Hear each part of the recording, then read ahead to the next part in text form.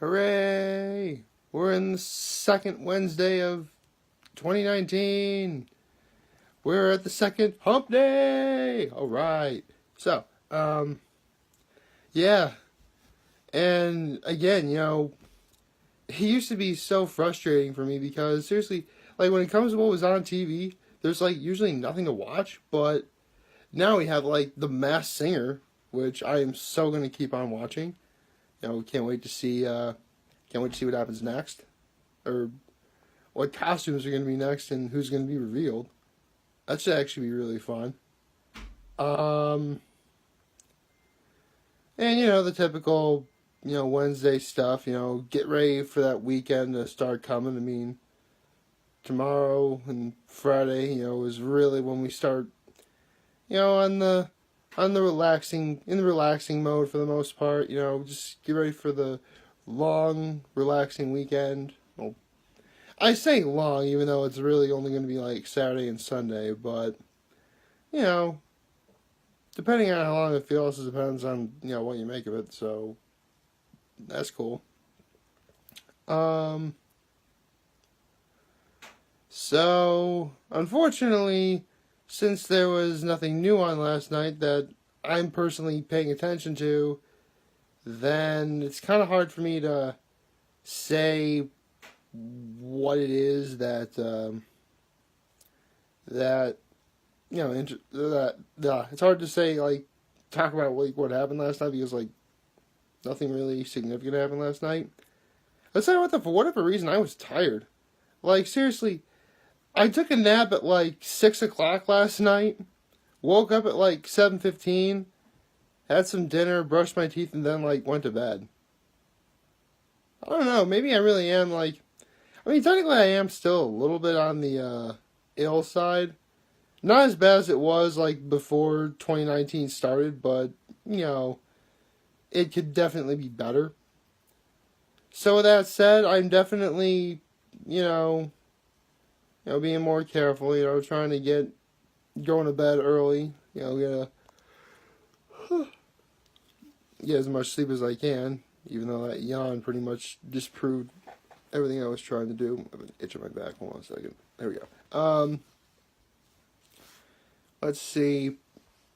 So, I don't really do anything, too crazy, except for, Saturdays. I get up at around, after 5, go for a quick workout and get showered and ready and right here. I mean, I also work out on Saturdays too, but again, if the video I just described if the beginning of Saturday's video was any indication, yeah. Maybe I'm starting to feel the effects from that. I mean, 6 hours of sleep is technically not enough, but at least when you have to do a run that's as long as almost 12 miles, personally, I'd rather just get up super early and get it done so I can relax on my Saturday. But that's just me. Although there are a few races and 5Ks coming up that I am looking forward to that are on Saturdays, but they're not as early. In fact, they're actually, I guess 9 o'clock in the morning.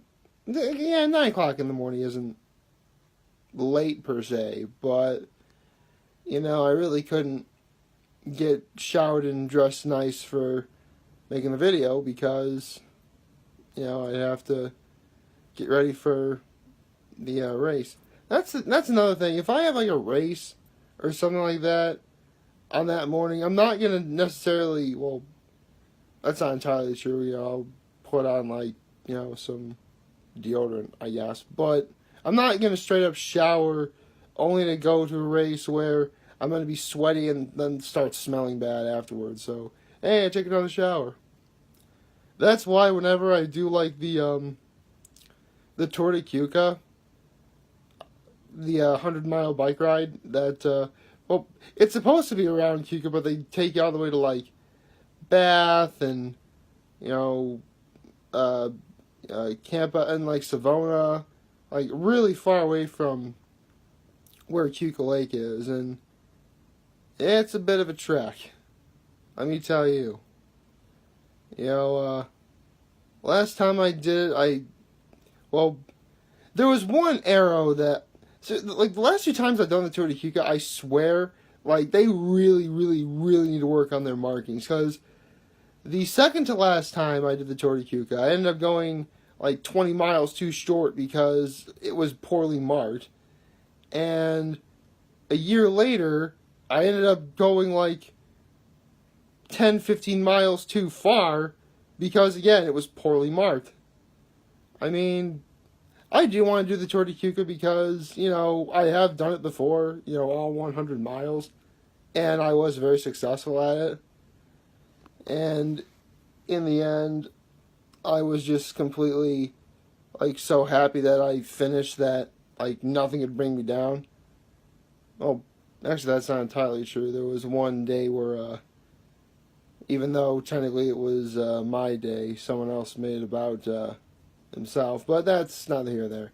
The point is, you know, whether you do a 100-mile bike ride or a marathon, you know, pick accomplishments that you want to be able to achieve. And, you know, I can say I've succeeded in that front, you know.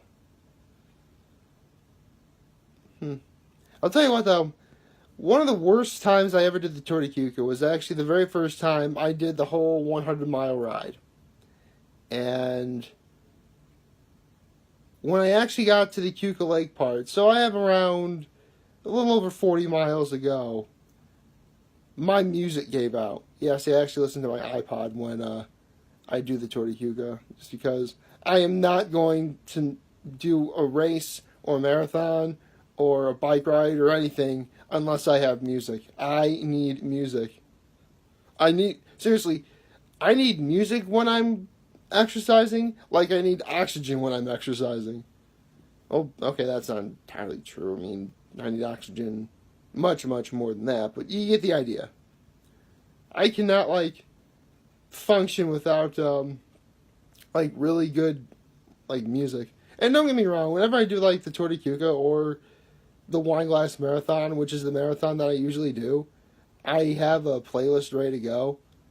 And sometimes it's the same. Sometimes I put on a little too much music in that playlist just in case, you know, something happens and I take a lot longer to finish than I thought I would.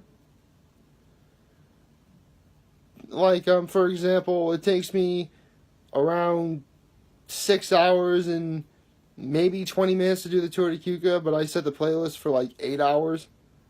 Oh yeah, I can fit 8 hours worth of music on my iPod. Let's just say I have said in the past, I am a Dragon Force fan. And an Eminem fan. Although, in situations like the Tour de Keuka, the last two songs I would always use would be probably, Stairway to Heaven and Freebird. They're both, seriously, the endings of both songs are awesome, and they're great for finishing up a 100-mile bike ride. But, that's just me.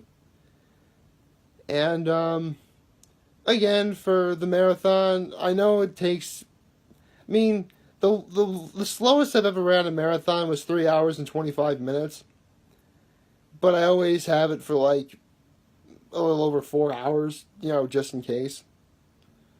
I'll tell you what, though, if you were to ask me what my favorite marathon was, I would have to say probably the first one.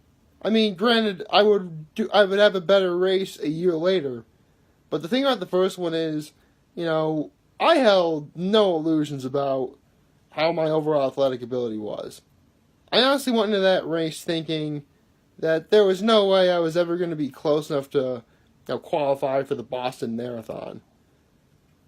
But, you know, I did train. You know, I did my 20-mile temper 3 weeks before the marathon is what you're supposed to do. Although, I will say this, and I think I probably have told the story before, but for my 20-mile temper, I actually went to Hammondsport, and for those of you who are familiar with that area, I went to the that one three-way where you see that giant sign where all the wineries are. And I immediately started on Westlake Road and kept going. Yes, I ran the entirety of the west side of Keuka Lake. And if you can believe it, that was only 15 miles. To get to the last 5, I would immediately get all the way, I would go all the way to Branchport, because that's where mile 15 was. And then I would take a right and go up that giant hill that heads towards Penn Yan. Yep. How did I do it, you ask? Well, I had a little help from, my mom. Although, because, not only was my mom there to, drive me home after I was done, obviously, but, she'd be around every couple miles, because, during the marathon, every couple miles, there's going to be, something to drink, and, I had something to drink. Or it was mostly Gatorade, but, yeah. But, and this is the stupid part. When I thought I was toward the end, and keep in mind my mother was stopping like every odd numbered mile, so like 3, 5, 7, 9, etc. So when I thought I was done, I do that traditional kick, that last sprint, the one where you put everything you have into that very end, and I run past my mom in her car. And she said, 1 more mile to go. And I'm like, no. That was everything I had left. That was everything I had left. Oh. I mean, I was still able to do it, but it stinks when you feel like you've given everything you got and you still have like one more thing to do. I hate that.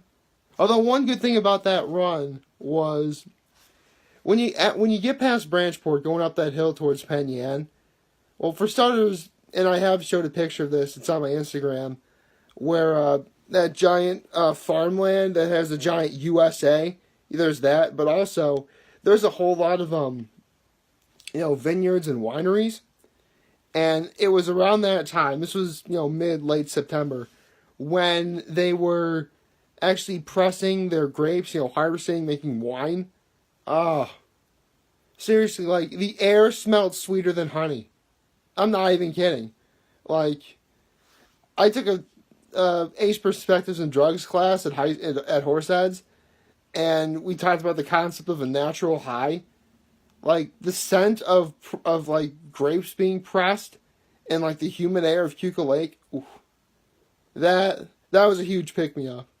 I needed that more than anyone. But actually, I went on too long. You probably want to talk about. I was talking about my first marathon.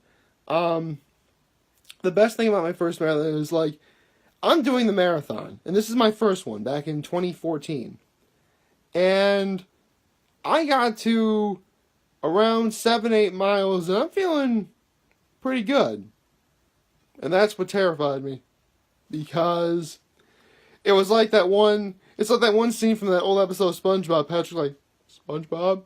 Yeah? Do you notice something familiar about this map?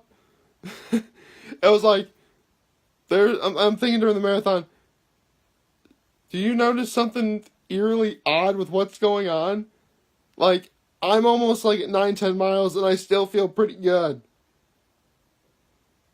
And at this point I'm worried, like, okay, I probably could go a little bit faster, but I could potentially kill myself at the end, especially since if you run the Wine Glass Marathon, 9.3 miles is Savona.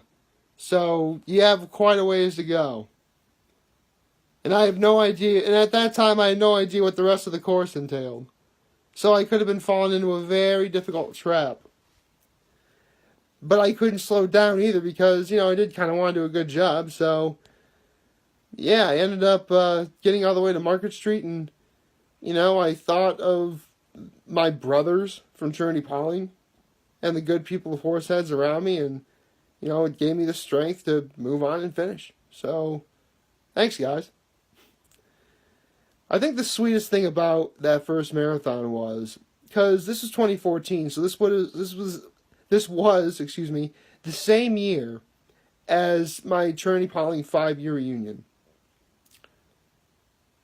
very few. Now, understand this, ladies and gentlemen. I really don't have the greatest self-esteem in myself. I really don't think highly of myself at all. So it's got to take nothing short of something grand to make me feel proud about something. And I think the proudest thing, one of the proudest accomplishments I've ever had outside of completing the marathon was going to my Trinity Pauling 5-year reunion, going up to my cross-country coach, or in this case, this guy right here, GC. He was my cross-country coach, Trinity Pauling. He was still there. And I also, JM, oh, sorry, and JM, this guy, he was the other assistant cross-country coach. And can you see that? JM. Yeah, he's right there.